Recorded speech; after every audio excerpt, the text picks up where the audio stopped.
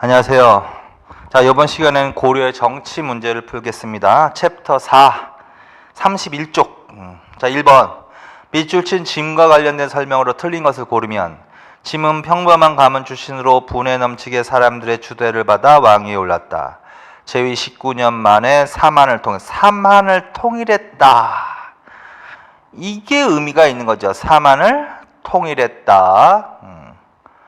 그게 뭘까? 그게 바로 후삼국 통일을 말하는 거야. 그치? 그래서 이제 왕에 오른 지도 25년이 되었다. 몸이 이미 늙어지니 후손들이 사사로운 인정과 욕심을 함부로 부려 나라의 기강을 어지럽게 할까 크게 걱정이 된다. 이에 가르침의 요체를 지어 후대 왕들에게 전하고자 하니. 요게 훈요 10조지. 훈요 10조. 자, 그래서 태조에 대해서 물어본 거야.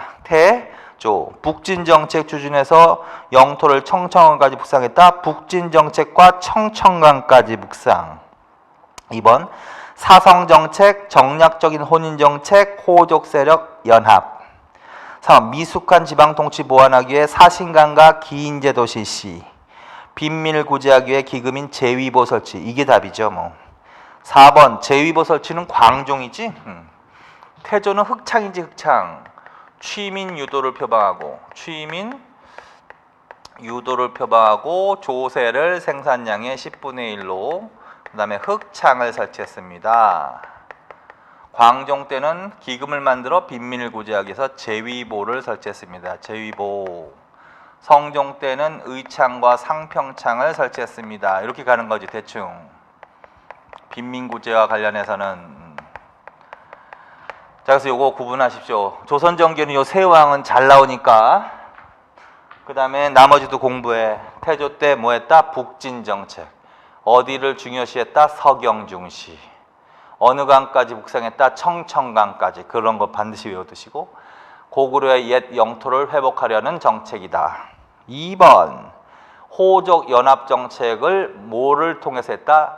성을 하사하는 정책, 사성정책. 그 다음에 정략적인 혼인정책. 그거 2개. 3번 지방 통제를 위해서 사신강과 기인제도를 실시했다. 그런 것들을 외우셔놔야지. 자, 그다음 2번 밑줄 친 선왕 때 실시한 정책으로 맞지 않은 것을 고르면 선왕은 정종의 유명을 받고 아우로서 왕위를 계승한 후. 정종은 태해정광 정종의 뒤를 이어. 그건 광종이야. 이게 여기만 나와도. 정종의 유명을 받고 아우로서 왕을 계승한 후 예로서 아랫사람을 접하여 밝은 관찰력으로 사람을 잘 알아보았습니다. 종친과 귀족이라고 해서 사정을 두지 않고 항상 호족과 공신들을 억제한 사람이지 광종이. 노비 안건법 등을 통해서 소원하고 미천한 사람이라 해서 버리지 않고 의탁할 데 없는 백성들에게 혜택을 베풀었습니다. 여기까지는 이 사람의 정책을 칭찬한 거야. 칭찬. 그런데 문제는 뭐야? 뒤에. 그러나 쌍기를 등용한 것부터. 쌍기. 그래서 쌍기를 등용한 사람이 누구다? 광종이지. 그러니까 힌트가 여러 개 있는 거야. 자, 그래서 이 글은요. 최승로의 글이야. 최승로. 성종 때 최승로의 5조 치적평의 한 글이야. 그래서 광종에 대해서 맨 처음에는 칭찬했지만 쌍기를 등용부터는 좀 정치를 잘못했다. 그런 얘기하는 거야. 그래서 이 사료 지문은 이 글을 올린 사람을 물어볼 수도 있어. 그러면 이거는 최승로고, 이 글이 건의된 시기 성종을 물어볼 수도 있고, 그런데 이 내용을 물어보니까 선왕에 대해서 물어본 거니까 그거는 광종에 대한 문제다. 맞지 않은 거. 과거제도 실시, 유학을 익힌 신진관료 등용, 신고세력의 교체도모. 맞지? 과거제도. 백관의 공복 제정. 맞지? 그리고 백관의 공복은 색깔을 4가지 색깔로. 사색 공복. 3번 칭제 건언한 사람이지. 맞지? 황제라 칭하고 광덕 준풍이란 독자기원을 정했다. 맞죠? 호족이 불법적으로 소유한 노비를 해방시키는 노비 환천법. 요거 조심해서 읽어야 된단 말이야. 그래서 이건 노비 안건법에 대한 설명이지. 그래서 광종 때는 노비 안건법을 실시한 거고, 호족의 노비를 해방시켜주는 정책. 노비 환천법은 다시 노비로 만들어 버리는 거야. 노비 환천법은 성종 때 정책이야. 그래서 요거 바꿔낸 거야. 자, 그래서 4번 노비 안건법을 실시했다라고 하셔야 된다. 3번 다음은 고려시대 어느 관료가 올린 상소문이다. 이 관료가 추구한 정치로 적합하지 않은 거. 만약 전학해서 겸손한 마음을 가지고 항상 조심하고 두려워하며 신하를 예로서 대우한다면 누가 자기의 성신과 정력을 다 바치어 조정에 나아가서는 좋은 계책을 진언하고 집에 가서는 국정을 보좌할 것을 생각하지 않겠습니까? 이것이 이른바 임금은 예로서 신하를 부리고 신하는 충성으로서 임금을 섬긴다는 것입니다. 까지 읽으세요. 요 지문이 바로 최승로의 건의다.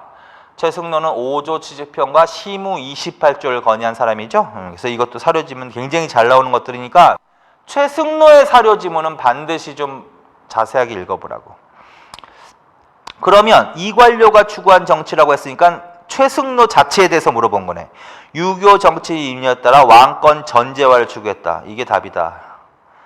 자, 유교 정치 이념을 추구한 건 맞는데 중앙 집권화를 추구한 것도 맞는데 왕권 전제화를 추구하지는 않았다. 그래서 1번은 그렇게 하셔야 돼. 불교의 폐단을 비판했다. 맞죠? 불교의 폐단을 비판. 근데 이것도 조심해야 돼. 불교의 폐단을 비판했지만 불교 자체를 배척할 것을 건의한 건 아니지. 그래서 이 사람이 바로 유교는 치국의 근본이요, 불교는 수신의 근본이요라고 얘기한 걸로 봐서 유교 정치를 강조했으며 불교의 폐단을 비판한 거지 불교 자체를 배척한 사람은 아니다. 문벌기역사의 토대를 말했다. 맞지? 이 사람은 신분제를 강조한 사람이야. 그래서 문벌기역 중심의 문벌귀족사회의 토대를 마련했다. 중앙집권화 추구하여 지방의 지방관 파견을 주장한 사람 맞지? 맞아. 그래서 이때 처음으로 지방관이 파견되지. 이 사람의 건의에 따라서 12목의 목사를 파견하는 거지. 그리고 향직 개편을 해서 향리제도가 마련되는 시대지. 성종 때. 4번 고려시대 제시한 개혁안이다. 이 개혁안이 제시한 왕대 실시한 정책으로 틀린 거. 이것도 잘 나오는 거예요. 중국의 제도를 따르지 않을 수 없지만 사방의 풍속은 각기 그 토지를 따르니 다 고치기 어려울 것 같습니다.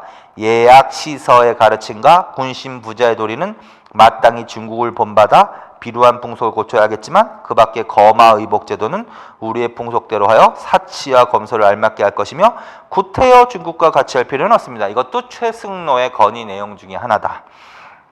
그러면 왕을 물어봤지? 그러면 성종 때를 물어보는 거지. 문무 18풍기의 관료정비 맞죠? 향직 개편, 호족을 향리로 전락 맞죠? 과거 출신자를 우대하여, 이건 조심해서 읽어야 돼. 과거 제도를 실시했다는 얘기가 아니잖아. 실시했다 그러면 광종인 거고, 성종 때는 과거 출신자를 우대해서 유학의 조예가 깊은 인재들의 적극적인 정치 참여를 유도했다. 이것도 맞는 지문이다. 4번 사만통보, 해동통보 등 화폐를 발행했다. 이게 틀린 거잖아. 확실하게. 그래서 화폐하면은 두 시기는 알아야지. 성종 때는 건원중보라고 하셔야 돼. 건원중보라고 하셔야 되고, 숙종 때 나와야지. 숙종 때 발행된 화폐가 뭐다? 은병. 다른 말로는 활구라고 하는 거고, 활구. 그다음에 해동, 삼한, 동국, 통보, 중보 이렇게 나와야 돼. 그래서 화폐는 요 두 개는 반드시 외우시고, 그래서 성종 때는 건원중보라고 하셔야 돼. 사만통보하고 해동통보는 숙종 때 발행된 화폐다. 그래서 4번이 틀렸습니다. 자, 그다음 5번으로 갑시다. 기역 리을에 대한 설명으로 틀리게 된 것을 고르면 통치체제 문제다. 도병마사에 대해서 1번 국방 문제를 담당하는 합의제 극우였다. 맞는 것 같은데? 니은 문하시중 중서음라성의 장관으로 국정을 총괄하는 지위에 있었다. 맞는 것 같은데? 디귿 추밀 왕명출락과 수기업무를 담당했다. 틀렸죠 이거는. 그래서 중추원이지.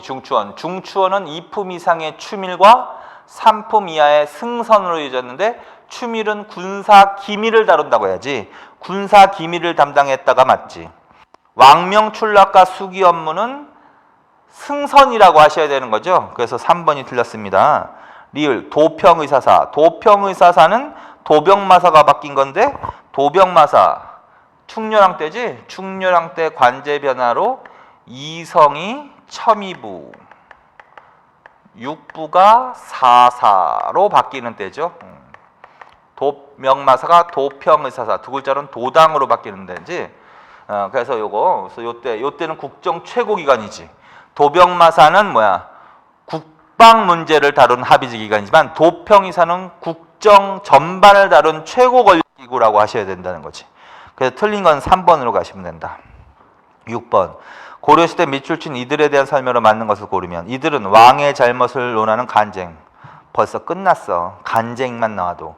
왕의 잘못을 논하는 간쟁, 잘못된 왕명을 시행하지 않고 되돌려보내는 봉박, 관리의 임명이나 법령의 개정이나 폐지, 시효의 제정 등에 동의하는 서경권을 행사했다. 이건 누가 행사한 거다? 고려시대는 대간들이 행했던 거다. 대간 또는 대성. 3번이 답이지 뭐. 대간 또는 대성이라 하였으며 권력의 견제와 균형을 주겠다. 누구를 대간이라고 불렀다? 낭사와 어사대의 관원들이다. 낭사와 어사대. 1번 3사의 관원들이 이 기능, 3사가 이 기능을 행사하면 조선시대로 가야 되고 고려시대 3사는 전국의 출납회계라고 하셔야 되고 2번 이들은 도병마사 식목도에 모여 중요한 문제를 합의로 처리했다. 도병마사하고 식목도감을 구성한 공무원들은 2품 이상의 고위 관련인 재신과 추밀이라고 하셔야 되고 그래서 2번도 틀렸고 4번 왕의 교서와 외교 문서를 작성하는 업무는 할리먼이라는 기관이고 그래서 답은 3번만 맞다. 그 다음에 7번 다음을 순서대로 바르게 나열한 것은 12모 금유조장 파견만 알아두면 되겠다. 금유조장은 초기야. 초기 태조 때 국초에는 중앙에서 뭘 파견하기도 했다? 금유나 조장 등을 파견하기도 했다. 그러나 이거는 지방관이라고 하면 안 된다.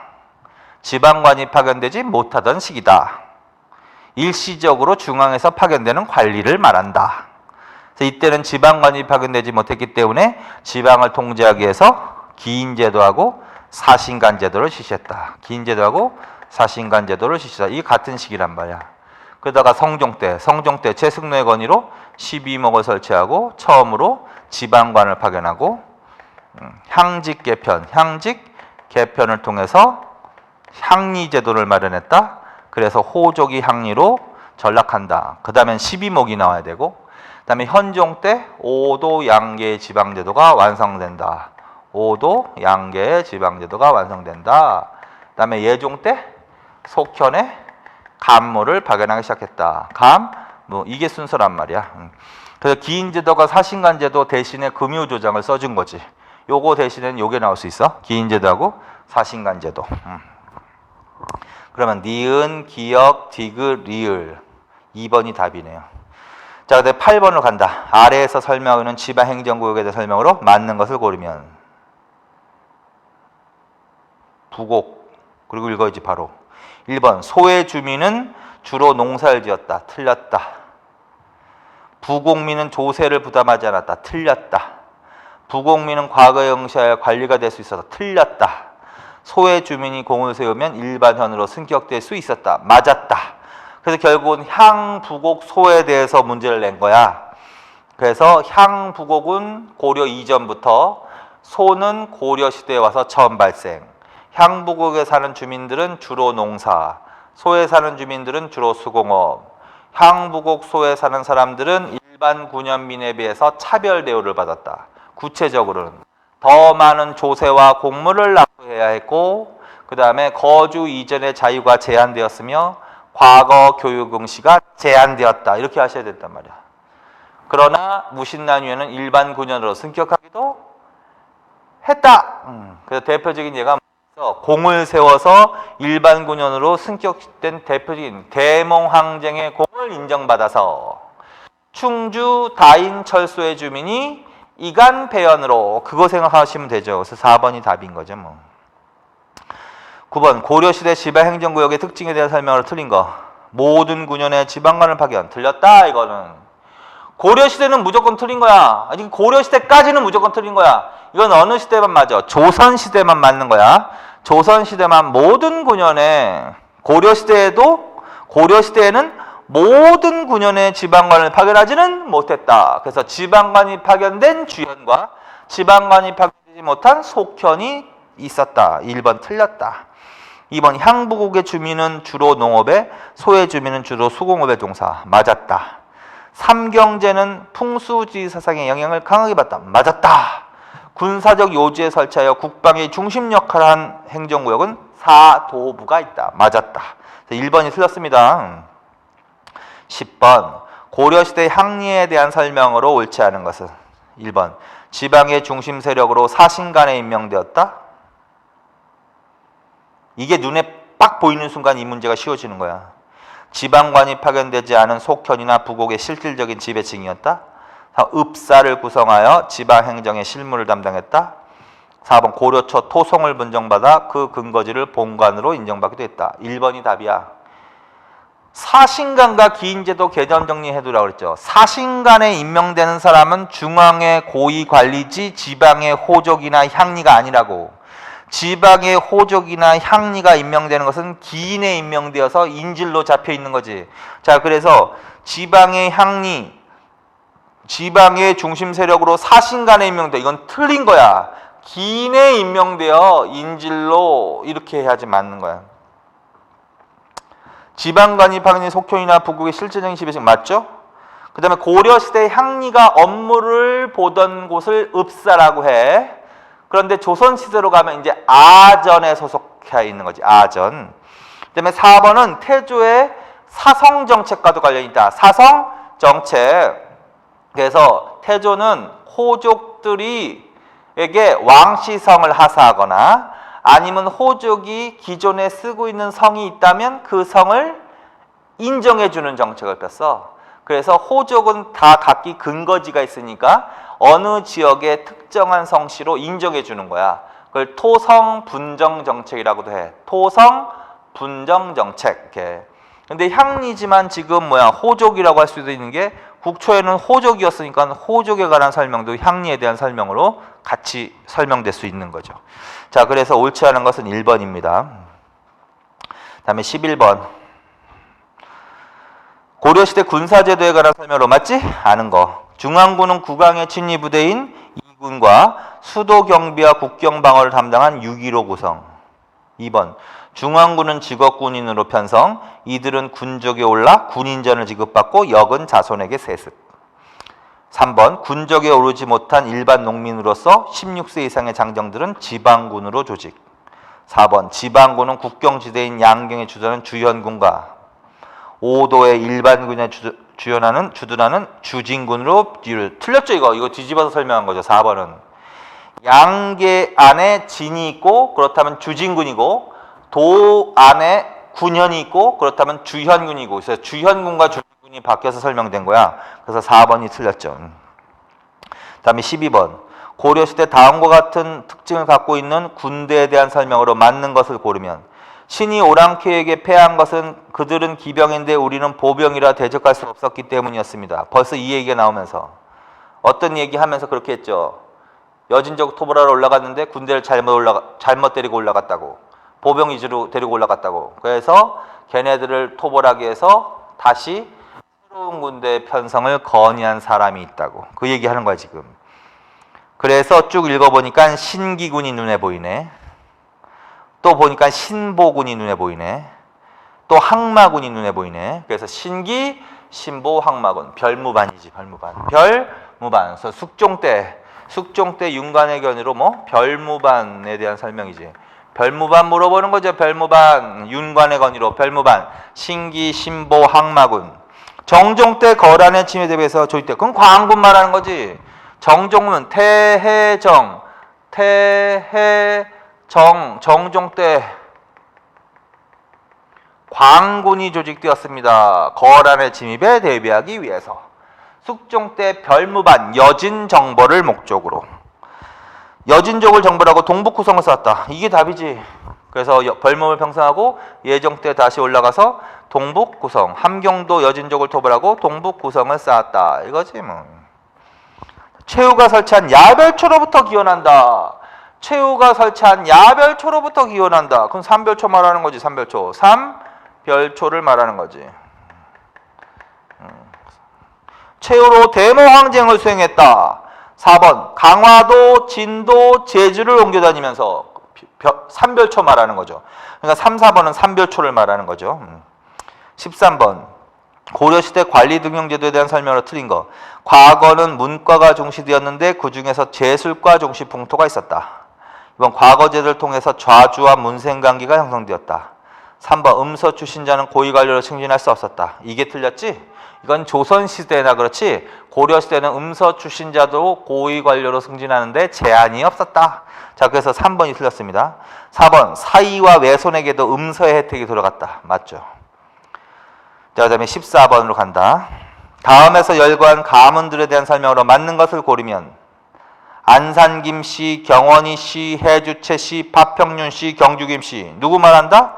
문벌귀족을 말한다. 안산김씨 김은부, 경원이씨 이자연, 이자겸, 해주채씨 최충, 파평윤씨 윤관, 경주김씨 김부식. 자, 요거 가문들은 다 뭐?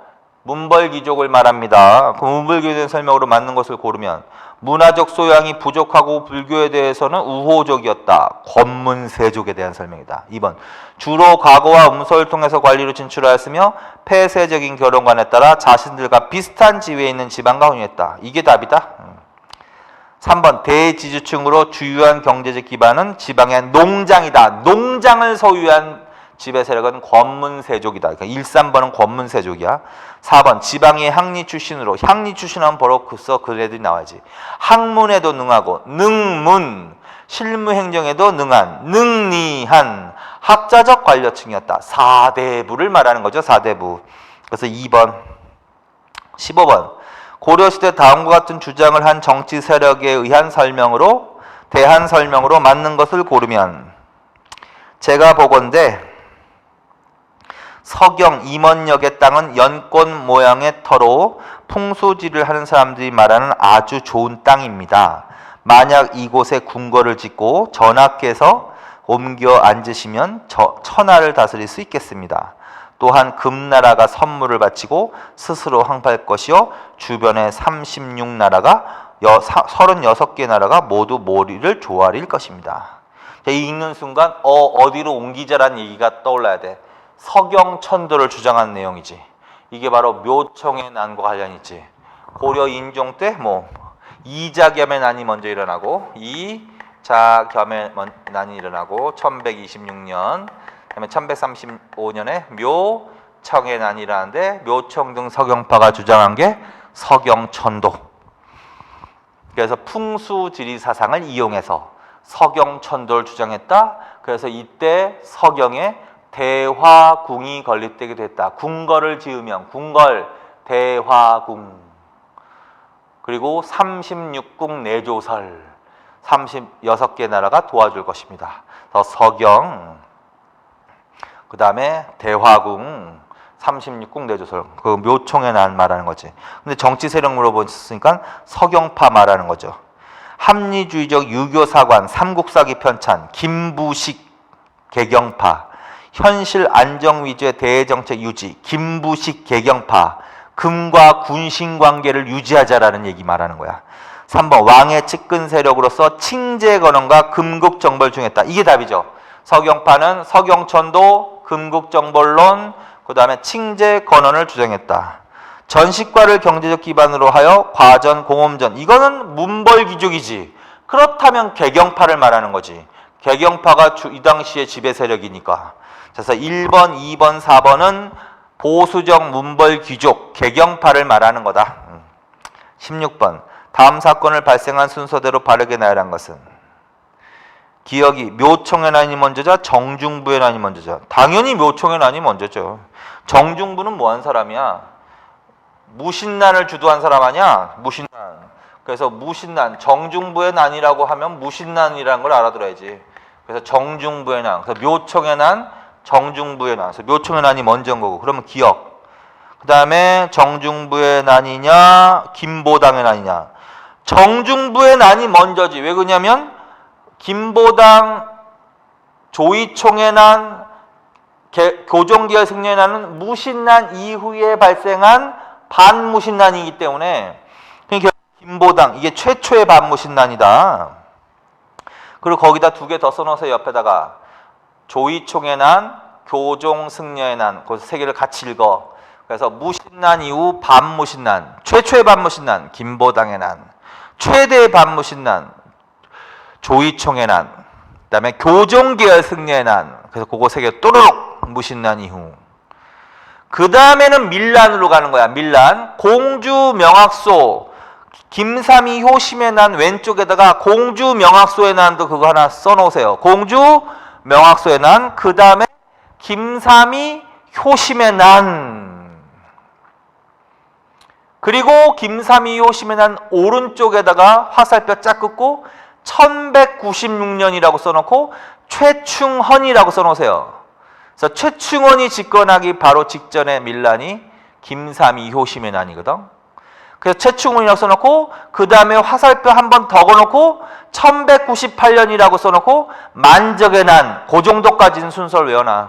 자, 그래서 무신난, 정중부의 난, 그 다음에 무신난 이후의 반무신난 세 개, 김보당, 조이총, 교종기열 승려의 난, 그 다음에 밀란, 공주 명학소의 난, 김삼이 요심의 난, 그 다음에 최충헌 집권, 그 다음에 직후 만적의 난, 이런 식으로. 그럼 기역, 니은, 디귿, 리을 1번이 답이죠. 그 다음에 이제 17번으로 갑시다. 다음 페이지.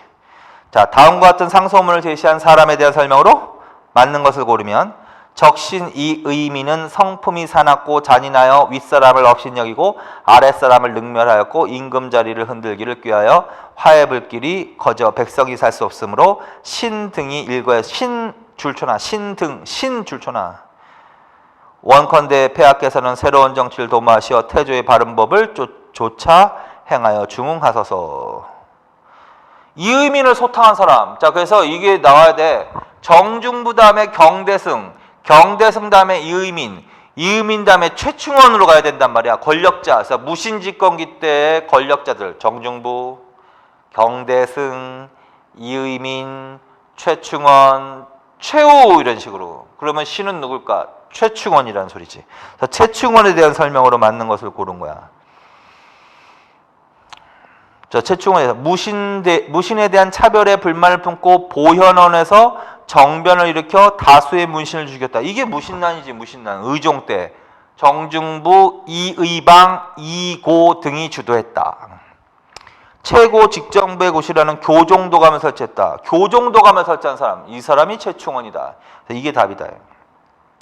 처음으로 도방을 설치했다. 조심해야 돼. 처음자가 붙는 순간 경대승으로 가셔야 돼. 처음으로 도방 설치 경대승.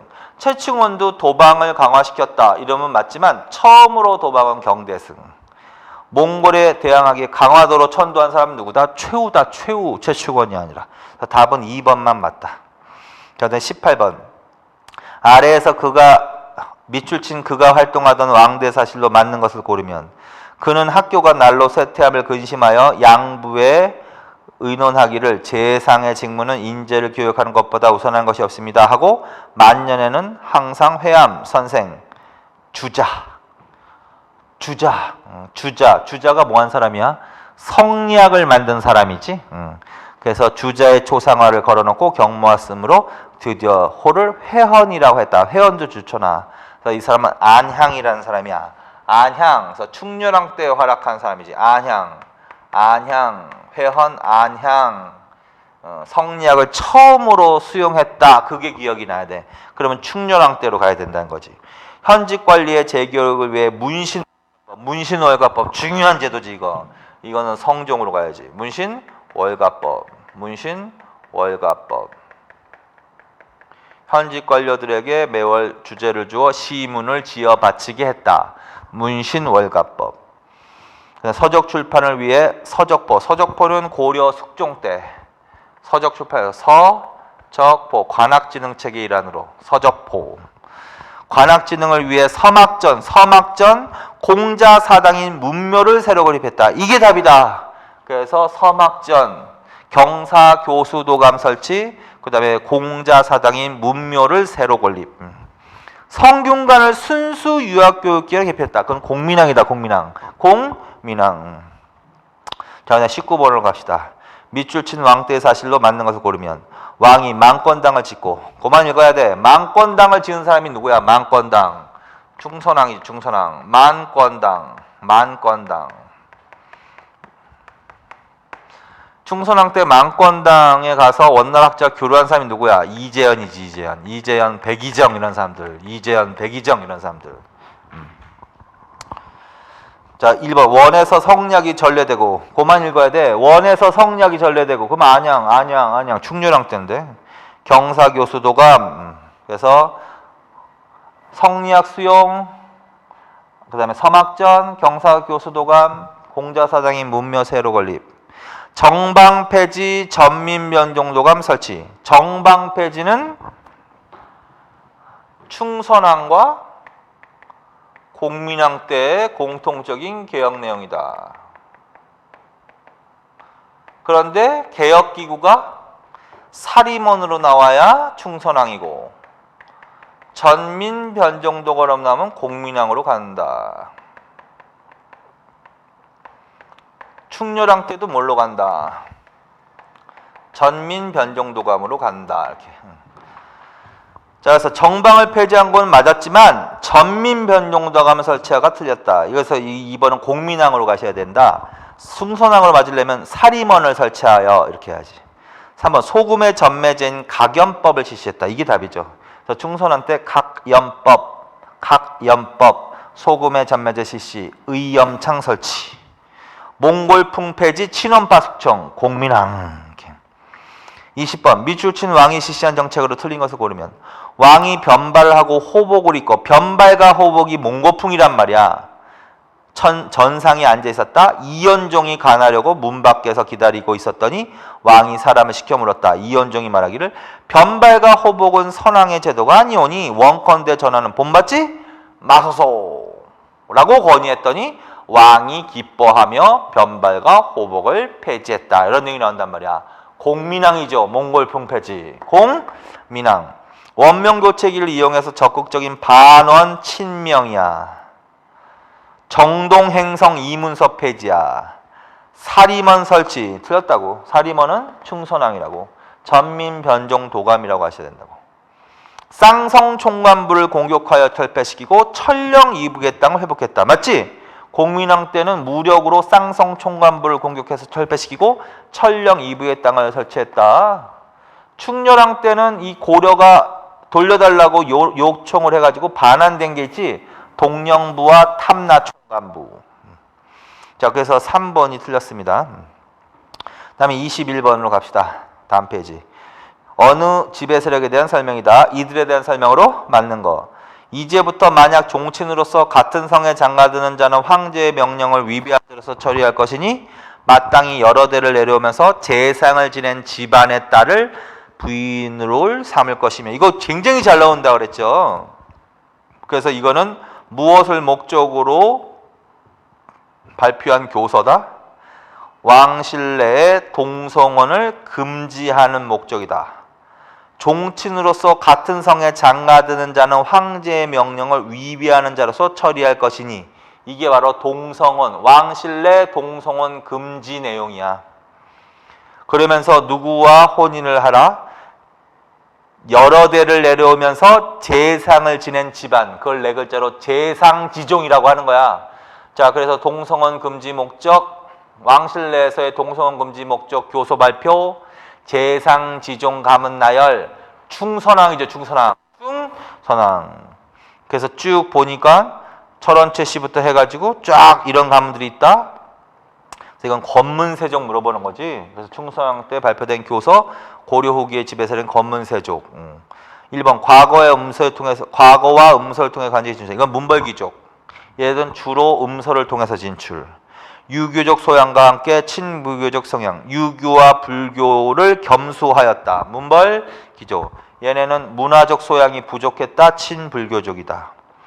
민본주의에 입각한 왕도 정치를 추구했다. 이건 4대부다. 4대부. 불법적인 토지 변경, 탈점, 사폐 위조 등으로 농장을 확대시켰다. 이게 답이죠. 권문 세족이 바로 농장을 확대시킨 지배 세력이지. 22번으로 갑시다. 밑줄 친 가다에 대한 설명으로 맞는 것을 고르면 가. 이들은 최씨 정권기 때부터 학문적 교양과 행정 실무 능력을 겸비하여 자신의 능력에 따라 관리로 진출하기 시작했다. 4대부 말하는 건데 능문 능리한 계층. 최씨 정권기 때부터 진출. 충선왕과 공민왕 때 대거 등용.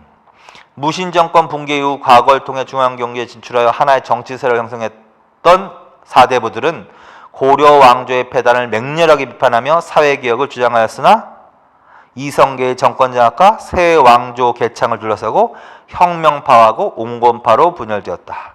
그래서 가는 그냥 4대부, 나는 강경파 4대부, 역성혁명파, 급진적인 개혁 추구, 나는 옹건파 4대부, 점진적인 개혁 추구. 이렇게 가 그냥 4대부를 물어보는 거니까 지방의 항리 출신으로 중소지휘층이 많았다. 뭐 이게 답인데. 2번 나는 강경파인데 소학과, 만약에 이렇게 나눠서 물어보면 소학과 주자간의 중시를 한 거는 상대적으로 옹건파가 더 강조했고, 다 주례를 참고해서 중앙집권적 정치를 추구한 세력은 혁명파라고 해야 되는 거고, 그래서 2번과 3번은 뒤집어서 설명이 된 거고, 나와 다 세력은 역성혁명 의견을 같이 했다. 아니지. 역성혁명에는 반대한 세력이 옹건파지. 그래서 맞는 것은 1번이죠. 1번. 다음에 23번. 다음은 고려후기 이성계가 요동정벌에 반대해서 올린 상소문이다. 이 상소문의 결과로 나타난 사실로 적합하지 않은 거. 이게 우왕 때지. 사불가론이지. 사불가론. 작은 나라로서 큰 나라를 거역하는 것은 불가하다. 여름철에 기병하는 것은 불리하다. 습도가 높아 전염병의 유행이 우려되고 무기의 사용이 불리하다. 정벌군의 동원으로 국내 외구 창궐이 염려된다. 이 상소문의 결과로 나타난, 그러니까 그 이후에, 결과니까 이후지. 이성계는 위화도에서 회군을 하여 정치적 권력을 장악했다. 이게 위화도 회군의 명분으로 삼았던 상소문이지, 그렇지? 2번 무인 세력과 결탁한 4대부 세력은 폐가 입진의 논리를 내세워 왕위를 교체했다. 맞죠? 그래서 우왕을 갈고 창왕, 또 창왕도 갈고 공영왕, 이런 식으로 왕위를 교체했다. 폐가 입진, 가짜를 폐하고 진짜를 알친다는 논리로. 이님 등 보수 세력이 권력을 강화하는 계획이 되었다. 이거는 틀렸지. 공민왕 사후에 우왕이 즉위하면서 바로 우왕 집권 시기에 이이님이 권력을 잡았다. 이이님은 이미 권력을 상실한 상태에서 최영과 이성계가 권력을 장악하고 있다.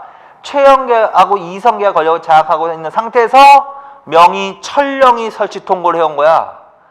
그래서 요동 정벌이 결정된 거고, 그래서 위화도 회군이 나온 거고, 그리고 전제 개혁 이렇게 나가는 거란 말이야. 그러니까 3번은 이님 등 보수 세력은 이미 이전에 최영과 이성계에 의해서 제거된 상태란 말이야.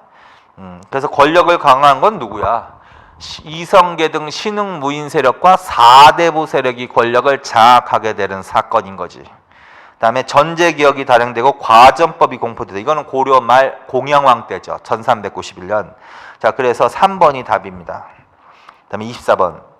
고려와 송나라의 관계에 대해서 서술로 잘못된 거. 고려는 태조 때부터 송과 친선 관계를 유지해서 대외적인 안정을 취했다. 틀렸는데 벌써.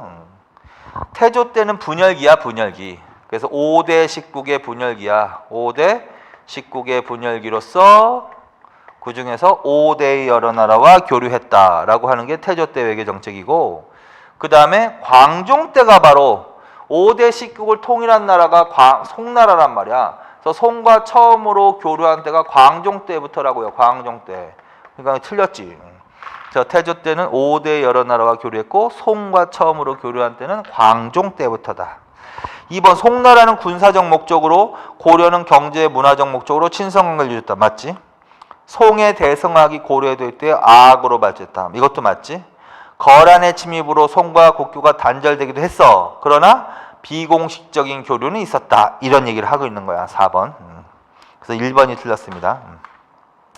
그 다음에 이제 25번을 갑시다. 고려시대 대외관계를 정리한 것이다. 시대순으로 바르게 배열한 거. 기억이 먼저냐니 강감찬, 귀주대첩 말하는 거겠지. 윤관의 별무반 동북구성 말하는 뭐가 먼저 나와야 돼? 강감찬이 먼저 나와야죠. 그래서 성종 때 처음으로 쳐들어오지 거란이. 처음으로 쳐들어와서 서희가 강동 육주를 획득하지. 강동 육주. 그다음에 현종 때 두 차례 침입하지. 2차 침입 때는 양규가 활약을 했고 양규. 3차 침입 때는 강감찬이 귀주 대첩에서 거란군을 격퇴했지. 그 다음에 숙종 때 여진족을 토벌하기 위해서 윤관이 별무반. 예종 때 동북구성. 그러니까 뭐야? 강감찬이 먼저 나와야 되죠, 당연히. 강감찬이 먼저 나와야지 윤관보다. 그러면 기억이 먼저야. 그러면 1, 2번에서 골라야 돼. 니은 윤관이 나왔네. 디귿 김윤우가 먼저 나와야 돼. 김윤우, 처인성, 살리타 이게 먼저 나와야 돼. 개경환도, 배중선, 삼별초의 대모항쟁이 먼저 나와야 돼. 김윤우가 먼저 나와야지. 이거는 몽고 침입기 때 있었던 일이니까. 그게 고종 때야, 고종 때. 고종 때 강동의 역, 고려군과 몽고군이 처음으로 접촉한 사건. 그 다음에 저고여 피살 사건. 저고여 피살에서 몽고 침입의 계기. 그래서 몽골군이 쳐들어왔다. 그래서 박서가 활약을 하지. 1차 침입에서. 귀주에서. 그리고 1차 침입 이후에 곧바로 강화도로 천도하지. 강화도로 천도한다. 최후가 대모항쟁을 수행한다. 그래서 또 쳐들어 2차 침입. 그래서 그게 김윤우지. 김윤우가 무슨 전투? 처인성 전투지. 처인성. 그래서 김윤우는 승병이야. 그래서 처인성 전투는 김윤우 승병과 처인 부공민이 합세해서 적장 살리타이를 죽였다. 이게 다 고종 때야. 그리고 원종 때 개경 환도한 거지. 개경 무신정권이 몰락하면서 개경으로 다시 환도하자. 거기에 반발해서 최후로 삼별초에 대몽 항쟁을 수행했다. 이렇게 된다는 거죠, 결론은요. 결국 뭐야? 김윤우가 먼저 나와야 되지. 그 다음에 삼별초의 대몽 항쟁이 그 다음에 나와야 되는 거죠. 그럼 뭐 김윤우가 먼저 나와야 되니까 1번이 답이네. 기역, 니은, 디귿, 리을, 그 다음에 진포, 최무선, 진포 대첩이네. 이거 왜군데? 왜군은 우왕인데 우왕. 그래서 우왕, 공민왕 다음에 우왕, 그 다음에 창왕 이렇게 가는 건데 우왕 때 홍산 대첩, 홍산 전투, 최영, 그 다음에 화통도감 설치, 최무선의 건의로, 그 다음에 진포 대첩, 최무선, 황산대첩, 이성계, 관음포 전투, 정지, 그리고 창왕원년에 스시마 정벌, 스시마, 박위 이런 식의 순서로 가야 돼. 홍건적이 고전에 바로 나올 수 있지. 홍건적은 공민왕 때 홍건적. 그래서 이게 대회 고려시대는 이 이민족의 침입 순서대로도 물어보니까 순서대로 알아두십시오. 그래서 1번이 답이다. 그 다음에 26번 고려시대 대외관계와 관련된 자료이다. 이와 관련해서 가장 근접한 시기 사실은 서희가 말하기를 그만 읽어야지 뭐. 서희가 나왔다면 거란 1차 침입 때인데 서희의 강동 육주 획동한 거. 그래서 서희의 1차 침입 때. 근데 이 사료지만 굉장히 잘 나오니까 반드시 기억해두라고. 서희가 말하기를 아니다. 우리나라가 곧 고구려의 옛 땅이다. 그러므로 국호를 고려라 하고 평양에 도읍하였으니 만일 경계로 논한다면 그대 나라 좋잖아. 그대 나라는 요 거란 말하는 거고 동경은 다 우리 경내 있건을 어찌 짐식이라 하리오. 자, 그래서 이 글을 통해서 서희는 소손용에게 고구려 계승의식을 표출했다. 자, 그 다음에 또한 압록강 안팎 역시 우리 경내인데 이제 다른 민족 줄쳐나 다른 민족, 그건 여진족을 말하는 거야. 압록강 유역의 여진족이 그 중간을 강점하고 있으면서 교통을 차단했으므로 바다를 건너기보다도 왕래하기 곤란한 형편이니 국교가 통하지 못하면 다른 민족의 탓이다라고. 그래서 강동 육주를 획득할 권한을 획득하는 거지. 자, 그래서 이거는 성종 때 서희의 강동 육주. 1번 고려는 압록강 유역의 여진족을 토벌하고 강동 육주를 설치했다. 이게 답인 거죠 뭐. 2번 함경도 지방 여진을 토벌하고 동북구성을 축제했다. 예종 때 별무반. 거란에 대한 강경책으로 만부교 사건은 태조 때지. 만부교 사건 태조 때 만부교 사건이 발생했다. 여진정벌 위에 별무반이 편성되었다. 이건 뭐 이때라고 숙종, 별무반 편성, 동북구성. 그래서 가장 가까운 시기는 이거지 뭐. 서희가 강동육주 획득하게 된다. 이건. 자, 그 다음에 27번. 다음은 고려시대 백성들의 생활상을 기록한 글이다. 이 시기의 사실로 맞는 것. 3월 여러 도의 고을들이 난리를 겪어 황폐해지고 지쳐 조세 공부 요역 이외에 잡세를 면제하고 산성과 섬에 들어갔던 자를 모두 나오게 하였다. 산성과 섬, 그게 나오는 순간 심장이 팍 뛰어야 돼. 그래서 몽고 침입 때 그 얘기 했잖아. 몽고 침입 때 강화도로 천도하면서 백성들에게도 산성과 섬으로 피신하라고 명령을 내린다고. 그래서 산성과 섬방어 작전, 산성과 섬방어 작전 어느 민족 침입 때다? 몽고 침입 때다. 바로. 그럼 이제 문제를 풀어야지. 1번. 이 민족의 침입을 받아 개경이 함락되고 왕이 나주로 피난했다. 이거는 거란 2차 침입 때. 거란 2차 침입 때. 근데 나주가 아니라 안동, 복주로 피난했다. 그러면 홍건적 2차 침입 때로 가는 거고. 자, 그 다음에 전란으로 초조대장경과 황룡사 구축 목탑이 설되었다. 이게 답이네 뭐. 몽고 침입기 때 황룡사 구축 목탑 초조대장경과 속장경이 소실을 됩니다. 속장경과 초조대장경은 부인사에 보관되었었습니다. 그래서 부인사 대장경이라고 합니다. 그래서 이 시기에 대신 만들어진 대장경이 제조대장경이잖아. 그래서 그거 기억해. 그 다음에 뭐야? 머리에 붉은 수건을 두른 머리에 붉은 수건. 그게 홍건적이란 말이야. 그래서 한종 농민 반란군이란 말이야. 개경 수도가 함락당하고 왕이 복주, 안동까지 피난 갔다. 홍건적 2차 침입 때 공민왕. 대마도를 근거지로 하는 해적의 침입으로 선해함해한 백성들의 생활이 고난했다. 이것도 뭐 고려 후기로 가야 되는 거지 어쨌든.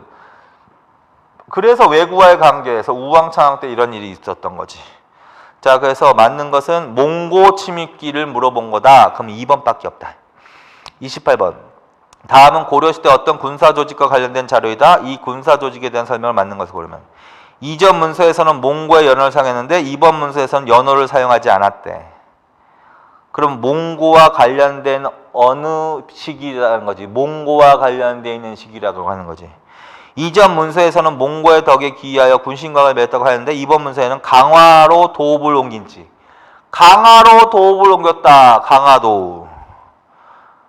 40년에 가깝지만 오랑캐의 풍습을 미워하여 다시 진도로 도읍을 또 옮겼대. 그러면 강화도, 진도, 제주가 떠올라야 돼. 아, 이거 삼별초구나. 어떤 군사 조직이라고 했잖아. 그래서 그 삼별초는 강화도, 진도, 강화도 어딨어? 삼별초. 그러니까 삼별초기 강화도, 진도, 제주로 옮겨다니면서 최후로 대몽 항쟁을 수행했다. 그래서 맞는 것을 고르면 거란의 치유에 대비해서 조직되었다. 거란의 치유에 대비한 것은 정종 때 광군이라고요. 신기, 신보, 항마로 구성된 것은 여진정벌을 목적으로 숙종 때 윤관의 건의로 설치된 별무반이라고요.